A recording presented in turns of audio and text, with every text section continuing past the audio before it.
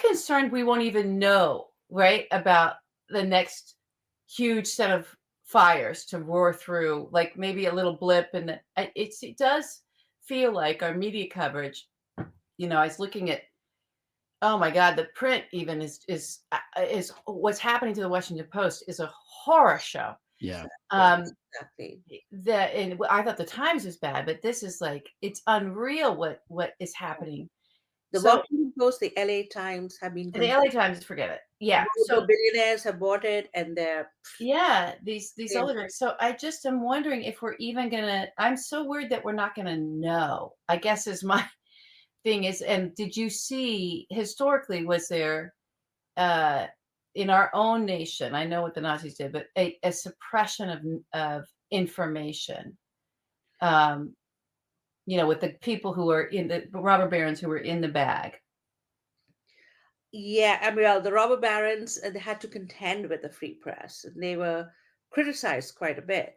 What's scary Yeah, about our tech we don't have that. oligarchy That's is what I'm saying.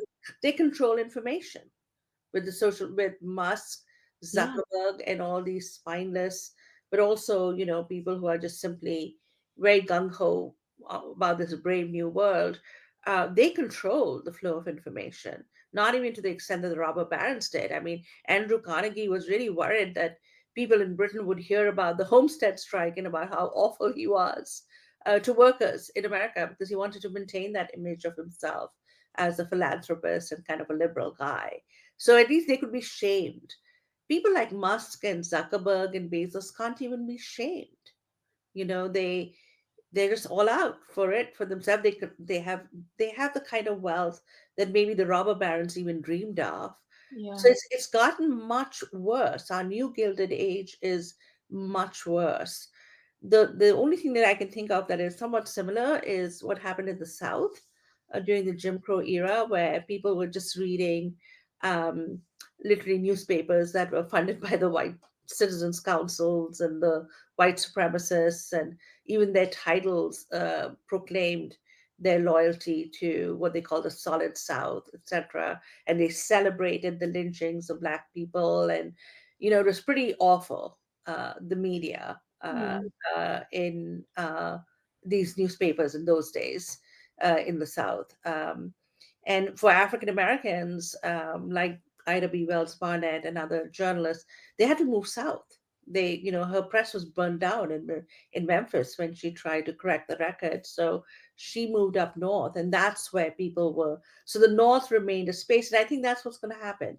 We are going to see a real blue-red state divide, but our national newspapers are already kowtowing. And the New York Times, I'm so sick of their both siding, all the time. Oh God, I that's think that so. also Yeah, helped. Yeah, and they yeah. were so hard on the Biden-Harris administration.